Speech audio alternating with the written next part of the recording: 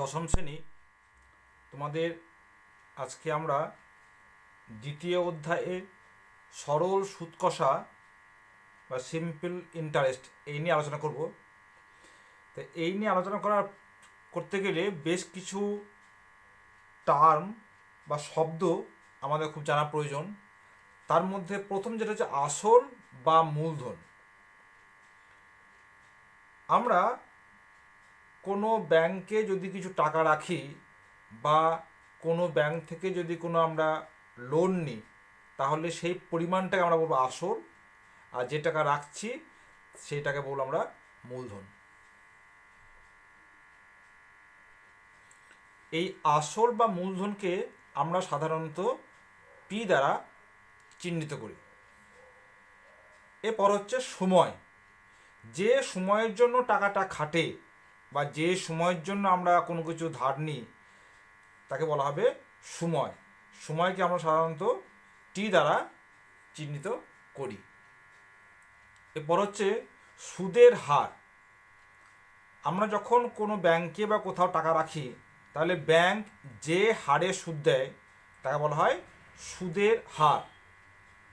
এই সুদের হারকে আমরা সাধারণত R%, এই R% কথাটার মানেটা কি না, এই R% কথাটার মানে হলো 100 টাকা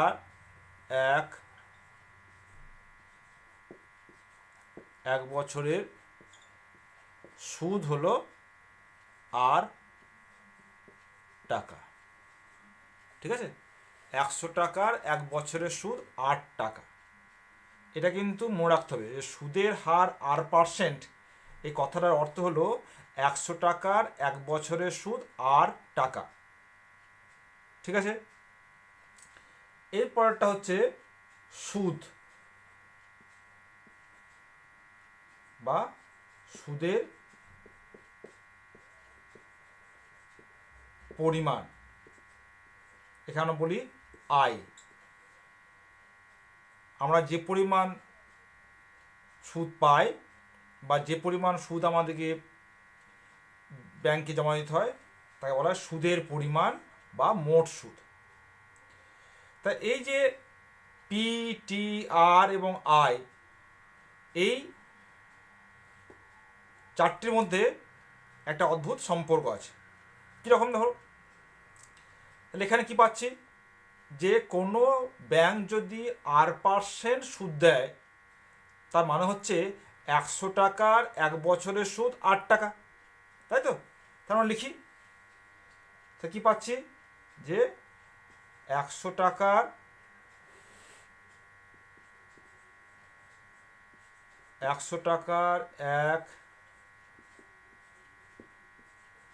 এক বছরের সুদ হচ্ছে আর টাকা। তাহলে পি টাকার টি বছরের সুদ কত হবে? আর by 100 into P into T, তাই তো? এত টাকা। আমরা এইটাকেই তো বলছি আয়। তাহলে কি পেলাম? এইটা সমান হচ্ছে আয়। তাহলে আমরা কি পেলাম? I equals to P T R by 100। ঠিক আছে, তাহলে এই যে একটা formula I equal to PTR by 100, আমরা কিন্তু এই ফর্মুলাটাকে কাজে লাগিয়ে আমাদের এই অধ্যায়ের অঙ্কগুলো আমরা করব। ঠিক আছে, তাহলে এই ফর্মুলার পেছনে কিন্তু এই অঙ্কটা, ওইখানে অঙ্কটা রয়েছে, যেটা কিন্তু আমরা দেখাচ্ছি না। তাহলে যখন কোনো অঙ্ক করব, তাহলে কোনটা আই, কোনটা পি, কোনটা টি, কোনটা আর, সেটা কিন্তু পরিষ্কার করে আমাদের উল্লেখ করে দিতে হবে। ঠিক আছে, তাহলে অঙ্ক শুরু করি। আমরা প্রথমে 2-এর দাগে 2 অধ্যায়ের 1-এর অঙ্কটা করি। কি বলছে? দুই বন্ধু একসঙ্গে একটি ছোট ব্যবসা চালাবার জন্য বার্ষিক 12% সরল সুদের হারে একটি ব্যাংক থেকে 15,000 টাকা নিলেন। 4 বছর পর ওই টাকার জন্য তাদের কত টাকা সুদ হিসাবে দিতে হবে লিখি। ঠিক আছে, তাহলে আমাদের কী দেওয়া আছে?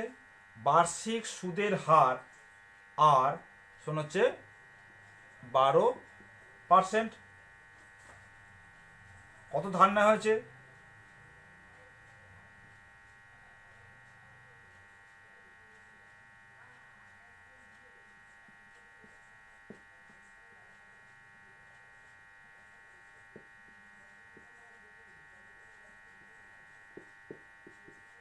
সমান হচ্ছে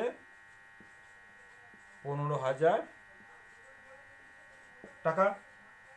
সময়, তাহলে এটাই আমার পি। এখানে সময় টি কত? 4 বছর। আমাদের কী বের করতে হবে? সুদের পরিমাণ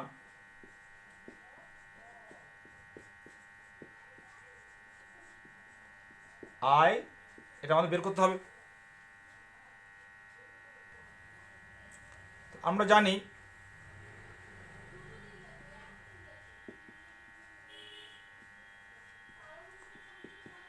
I equal to PTR/100।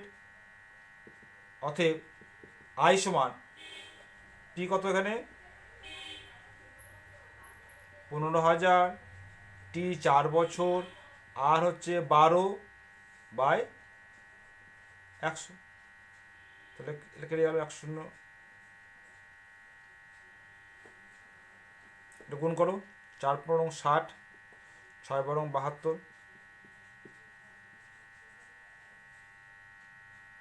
তাহলে উত্তর কি লিখবো? এত টাকা। তাহলে লিখতে হবে উত্তর তাদের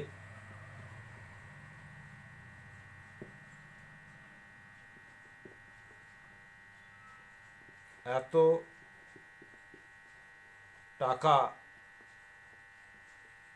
সুদ দিতে হবে। ঠিক আছে, এবার আমরা করবো 3 দাগ। বার্ষিক 8.13% সরল সুদে 960 টাকার 1 বছর 3 মাসের সবৃদ্ধি মূল কত হবে নির্ণয় করি। তাহলে আমাদের কি দেওয়া আছে? আসল দেওয়া আছে 960 টাকা, সুদের হার দেওয়া আছে 8.13, তার মানে হচ্ছে 25.3%। সময় দেওয়া আছে 1 বছর 3 মাস। দেখো, এই যে 1 বছর 3 মাস, আমি কিন্তু এটাকে বছরে নিয়ে আসবো। তার মানে কি? 1 বছর 3 মাস মানে কত? 3/12 বছর। তার মানে 3 1 3 4, 1 প্লাস 1 4 সমান 4 1 4 5, 5 4 বছর। আর সবৃদ্ধি মূল এই কথাটা মানে কি? এটা আমাদের বের করতে হবে। এর মানে হচ্ছে আসল যুক্ত সুদ। ঠিক আছে, তাহলে আমরা প্রথমে সুদটা বের করি, তার সঙ্গে আসল যোগ করবো, তাহলে সবৃদ্ধি মূল আমরা পেয়ে যাব। তাহলে আমরা কি জানি? I equal to PTR/100, তাই তো? আমরা কি জানি? এটা পাশে লিখে রাখি, I equal to PTR/100। তাহলে P মানে কত? 9,960। সুদের হার এটা মানে হচ্ছে R, এটা মানে হচ্ছে T। ঠিক আছে, তা বসিয়ে দিলাম। তা কি পেলাম? 960 × 5 × 25/100, আর এই 4 আর 3টা নিচে নেমে এলো। তা কী করলাম?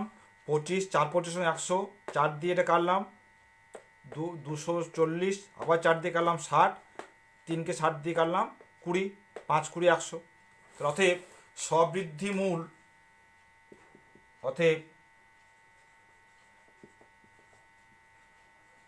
সবৃদ্ধি মূল সমান আসল কত 960 প্লাস সুদ 100, যোগ করো 60 শূন্য 9 1 10, এত টাকা। এটাই উত্তর। পুরো অঙ্কটা একবার দেখে নাও।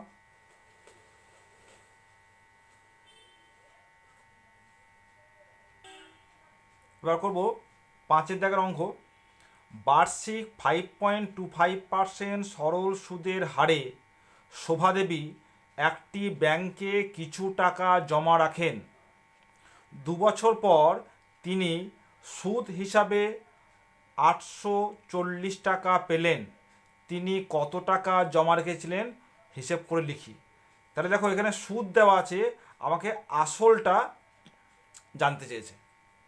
ঠিক আছে, দেখা যাক কী হয়। তাহলে আমাদের যেগুলো দেওয়া আছে, সুদের হার দেওয়া আছে 5.25%, সময় দেওয়া আছে 2 বছর, প্রাপ্ত সুদের পরিমাণ আয় সমান দেওয়া আছে 840 টাকা, আর আসল আমাদের বের করতে হবে। তাহলে আমাদের সূত্র কি জানা আছে, I equals to P T R by 100। এটা কাজে লাগায়। তাহলে সুদের পরিমাণ 840 ইকুয়ালস টু আসল পি, এটা আমরা ধরে নিচ্ছি, ধরি আসল হচ্ছে পি, এটা ধরে নিই পি, টি 2 বছর, আর 5.25 বাই 100। ঠিক আছে, অতএব পি সমান 840 ইন্টু 100 বাই 2 ইন্টু বাই 5.25। এটা তুলে দিলে পরে আরও 2 শূন্য পড়ে যাবে। তাহলে এখানে কী করলাম দেখো, 25 প্রথম কাটলাম, 25 দুগুণে 50, 25 একে 25, 4 25 100, 2 দিয়ে কাটলাম, 2 দুগুণে 4, তারপর 21কে কাটলাম 840, 40 হলো। তাহলে 40 ইন্টু 2 ইন্টু 100 সমান হচ্ছে 8000 টাকা। ঠিক আছে, তাহলে উত্তর কি হবে, যে শোভাদেবী উত্তর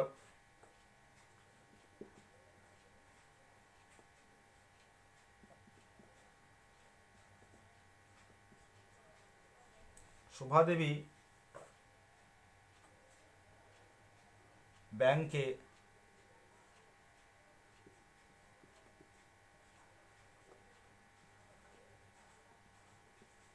এত টাকা জমা রেখে ছিলেন। ঠিক আছে, পুরোটা আবার দেখে নাও।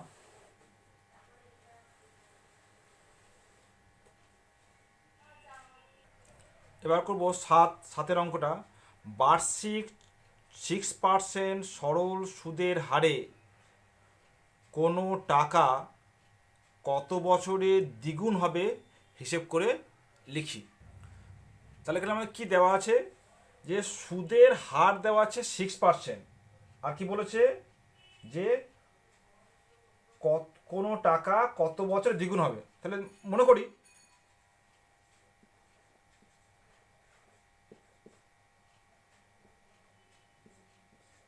করি টি বছরে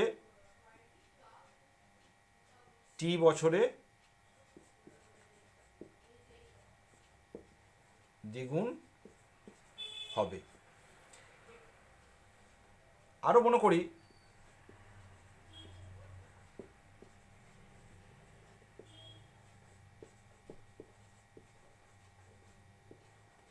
আসল সমান পি।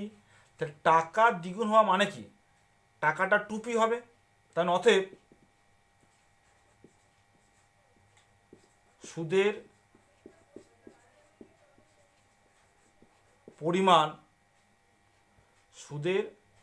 পরিমাণ ও হবে p টাকা, তাই তো? তবেই তো p প্লাস p করে 2p টাকা হবে, দ্বিগুণ হবে। ঠিক আছে? তাহলে আমরা লিখতে পারি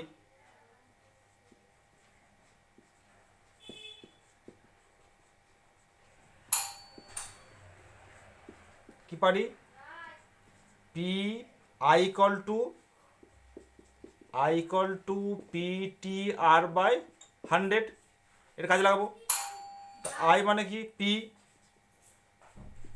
পি পরিমাণ টাকা, বছরটি, সুদের হার 6/100।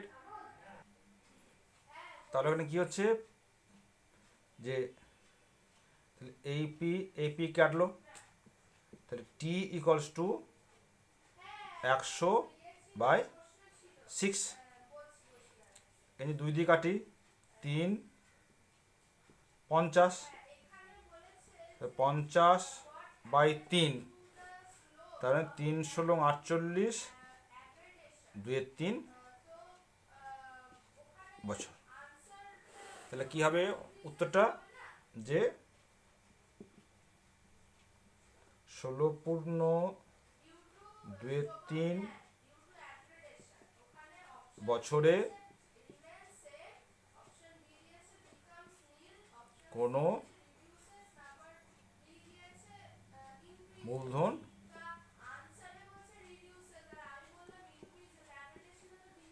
দ্বিগুণ হবে। ঠিক আছে? এবার আমরা করবো 10-এর দাগে অঙ্কটা করবো। এটা খুব একটা ইন্টারেস্টিং অঙ্ক। কি বলছে, যদি 292 টাকার একদিনের সুদ 5 পয়সা হয়, তবে বার্ষিক শতকরা সরল সুদের হার হিসেব করে লিখি।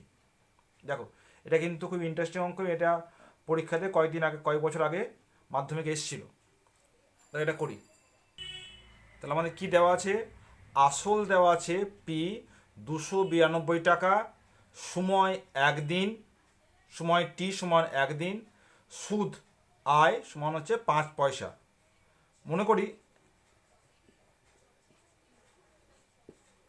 মনে করি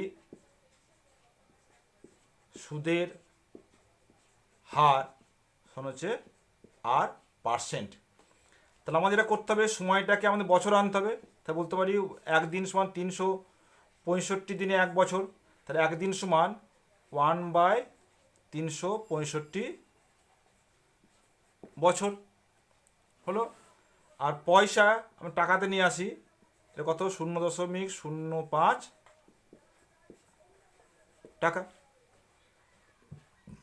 তাহলে আমরা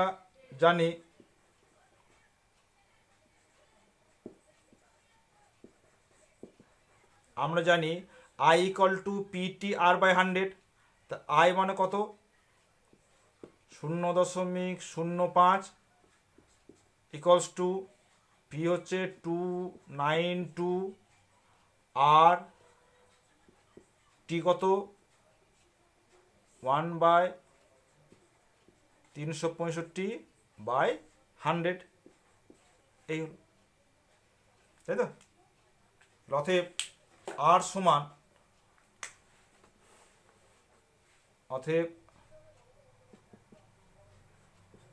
সমান, লিখতে পারি 0.05 ইন্টু 365 ইন্টু 100/292।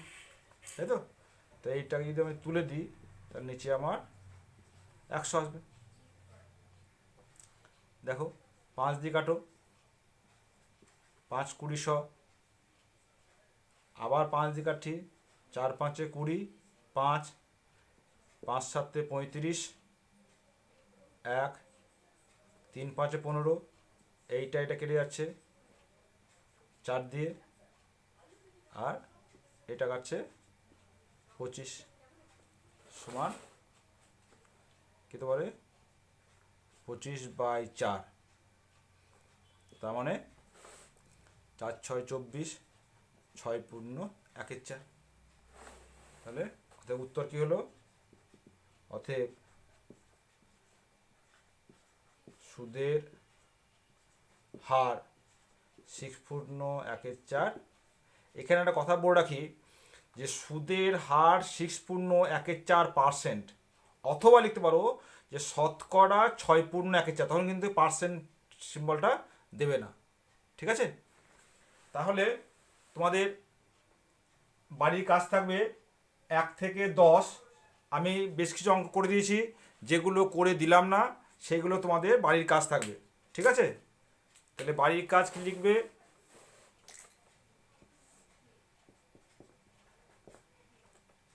বাড়ির কাজ হচ্ছে কোষে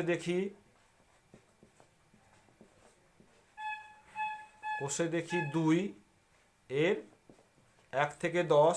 বেশ কিছু অঙ্ক আমি করে দিয়েছি, যেগুলো করে দিইনি সেগুলো আমার করে তোমরা দেখাবে। ঠিক আছে।